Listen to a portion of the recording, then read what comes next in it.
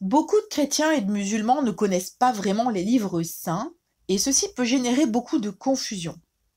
Il est important de bien connaître sa propre religion avant de se lancer dans des débats stériles et d'affirmer des fausses vérités.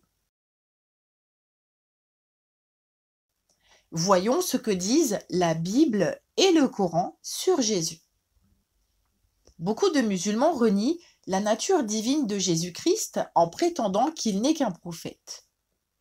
La Bible affirme que la mère de Jésus était vierge lorsqu'elle est devenue enceinte par la puissance de Dieu et de son Saint-Esprit. Et c'est aussi ce que dit le Coran. Marie était vierge quand elle devint enceinte de Jésus, créé directement par Dieu en son sein. Les musulmans renient le fait que Jésus est le Fils de Dieu. Pourtant, le Coran et la Bible l'affirment, Jésus a été créé dans le sein d'une vierge par Dieu, sans semence paternelle humaine. Donc s'il est né d'une vierge, qui est son père, si ce n'est Dieu lui-même?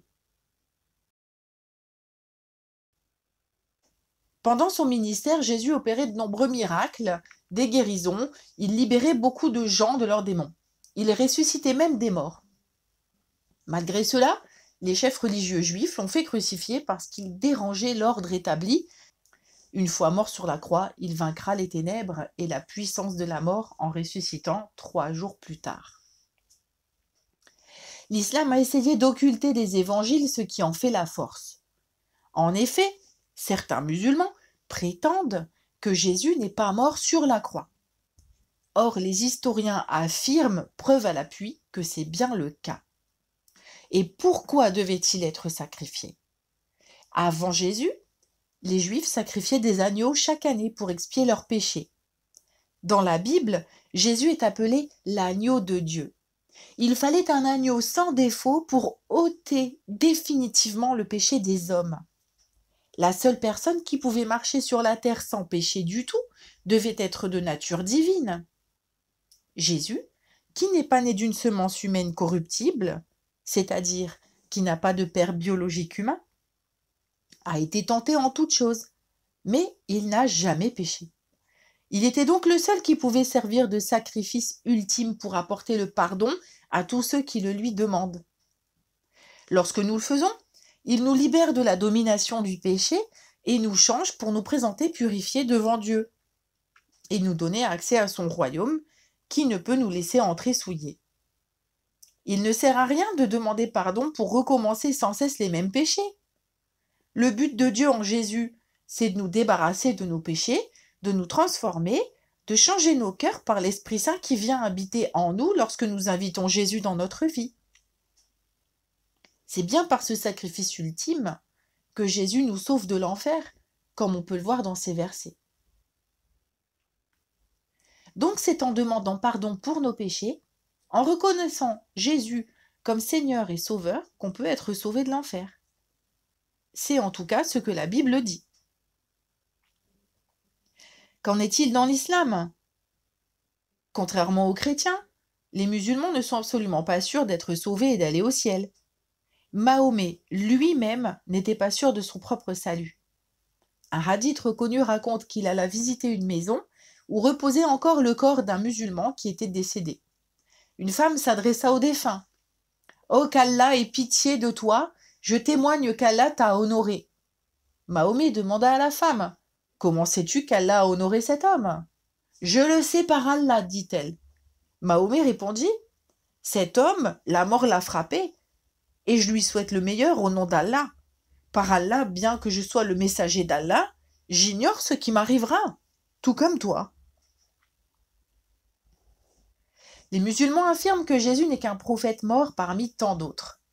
Or, après sa résurrection, Jésus annonça à ses disciples « Tout pouvoir m'a été donné dans le ciel et sur la terre.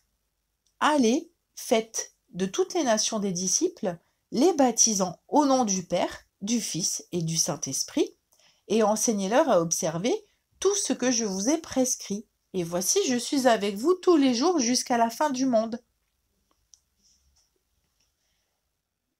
La Bible dit que Jésus remettra le royaume à celui qui est Dieu et Père après avoir détruit toute domination, toute autorité et toute puissance. Car il faut qu'il règne jusqu'à ce qu'il ait mis tous ses ennemis sous ses pieds.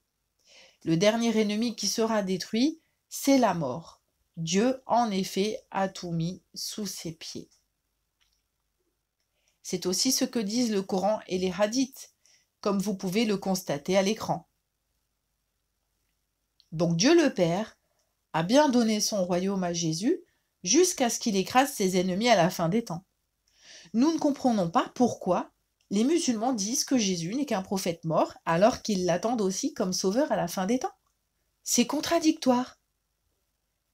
La vérité, c'est que Jésus est bien le Messie, envoyé par Dieu pour sauver l'humanité de sa nature pécheresse. Il est bien le sauveur que les chrétiens, les musulmans et les juifs attendent à la fin des temps. Tout cela étant dit, nous avons une vision beaucoup plus claire sur la nature divine et la raison de la venue de Jésus-Christ sur la terre. Ce qui est essentiel, c'est que chacun abaisse son orgueil, ses convictions religieuses et demande pardon à Jésus pour ses propres péchés. Jésus l'affirme dans Jean 14, verset 6. « Je suis le chemin, la vérité et la vie. Nul ne vient au Père que par moi. » Il suffit de reconnaître que Jésus est bien le Messie, envoyé par Dieu, mort à la croix et ressuscité comme ultime sacrifice, et que lui seul peut effacer nos péchés pour comparaître purifié devant Dieu le jour de notre mort.